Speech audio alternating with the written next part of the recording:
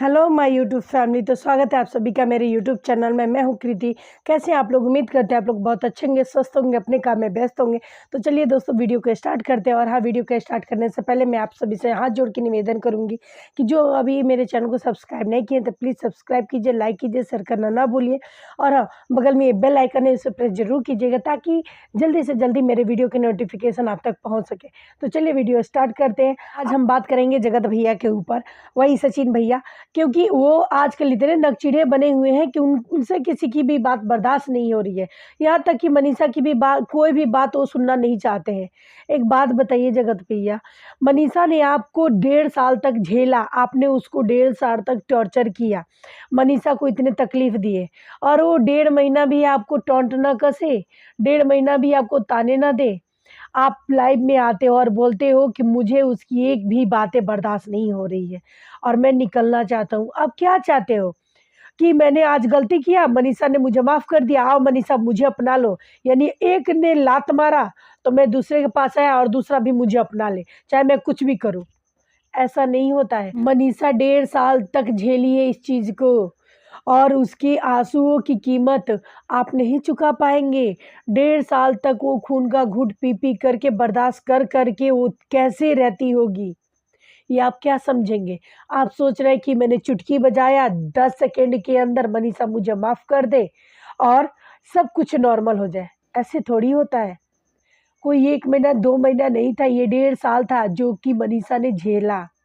और तब आप बोल रहे हैं कि मुझे मनीषा की बात बर्दाश्त नहीं हो रही है, चुभती है, गोली जैसी लगती है, मेरे फैमिली वाले मुझे नहीं समझ पा रहे हैं। आपने किसी की बात समझी? आप जिसके पीछे भाग रहे हो ना भैया, अभी भी वक्त है, प्लीज उसके पीछे मत भागो। वो आपका कभी साथ नहीं देगी, साथ खड़ी रहेगी मनीषा, साथ खड़े रहेंगे आपके माँ, आपके बाप, आपके भाई, आपकी बहन, ये लोग आपका साथ देंगे। वो नहीं जो जान जान करके आपका जान ही ले ले, वो आपका साथ कभी नहीं देगी। आपकी सच्ची साथी आपकी मनीषा है। आज वो कुछ भी हो ना, आज उसके दिल में तकलीफ लगा है ना, तब वो के मुंह से उसके ऐसे ऐसे बात निकल रहे हैं। जो उसके अंदर जो घुटन चल रही है ना, इस वजह से वो आप ऐसे बातें बोल रही है। उसकी तकलीफ को आप नहीं समझ पा रहे हैं। जिसके पीछे भाग रहे हैं ना, जिसका भूत आपके सर पे है ना, तो प्लीज भैया मैं हाथ जोड़ के रिक्वेस्ट कर रही हूँ कि वो भूत आप उतार दीजिए, क्योंकि उसकी आगे ना खाई ही खाई है। उसकी आगे लाइफ नहीं है, आपकी लाइफ मनीषा के साथ है। वो आपको हमेशा गड्ढे में गिराएगी, मनीषा आपको हर गड्ढे से निकालेगी, हर मुसीबत में साथ देगी। कब? जब आपके सर से ये भूत उतर जाएगा तब। जो इस भूत के पीछे भाग रहे हैं ना, वो भूत हमेशा आपको गलत रास्ते में ले जाएगा, लेकिन सच आपको सही रास्ते में ले जाएगा। और ये सच्चाई आपकी परिवार है, आपकी मनीषा है। प्लीज आप अपने सर का भूत उतार दीजिए और मनीषा को, अपने परिवार को अपनाइए। मैं यही रिक्वेस्ट करूंगी। आप बोलते हैं कि रिएक्शन चैनल वाले बात का बतंगड़ बना रहे, कैसे भाई? सचिन भैया एक बात बताइए, आपने सोशल मीडिया पे पर्सनल लाइफ को लाए, आप उसके बारे में जिक्र किया, आपने अपने मुंह से सारी बातें कही, फिर आपने बोला मुझसे गलती हो गया, मुझे अफसोस है, मुझे ऐसा नहीं करना चाहिए।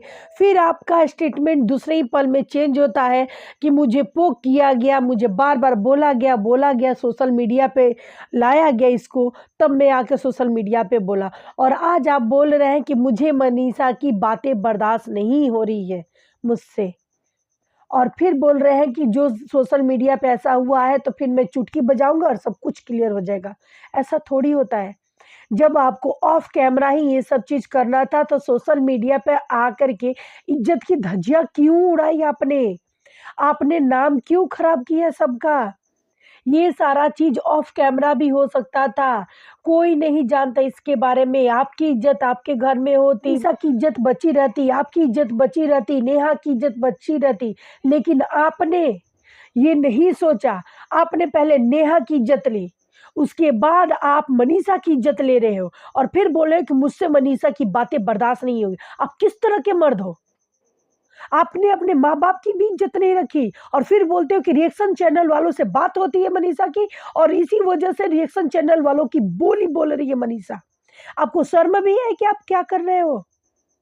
आप तो एकदम मतलब मैं बोलूँ, आपको कुछ भी समझ में नहीं आ रहा है। पहले आपने नेहा की इज़्ज़त ली, उसके बाद आप मनीषा की आप इज़्ज़त ले रहे हो। हर जगह आप जाके कमेंट कर रहे हो। मैं ऐसे-ऐसे कमेंट्स लिख रहे हो कि मैं आपको बता नहीं सकती।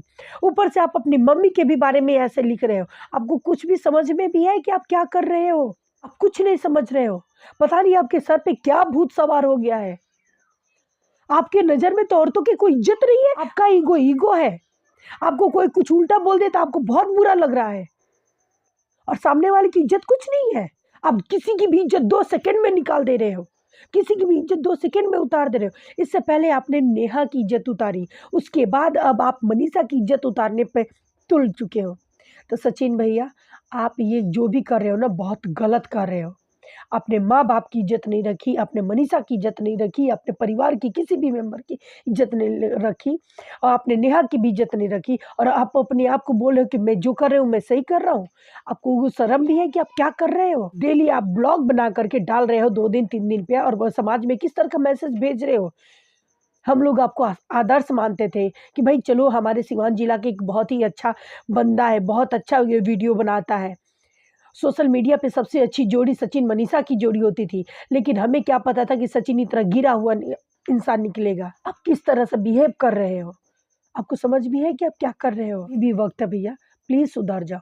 हम अपना इरादा नहीं चेंज करेंगे, हम मनीषा दीदी के साथ हैं, तो साथ हैं। दोस्तों कैसा लगा वीडियो कमेंट करके ज़रूर बताइएगा। मिलते हैं हम लोग नेक्स्ट वीडियो में।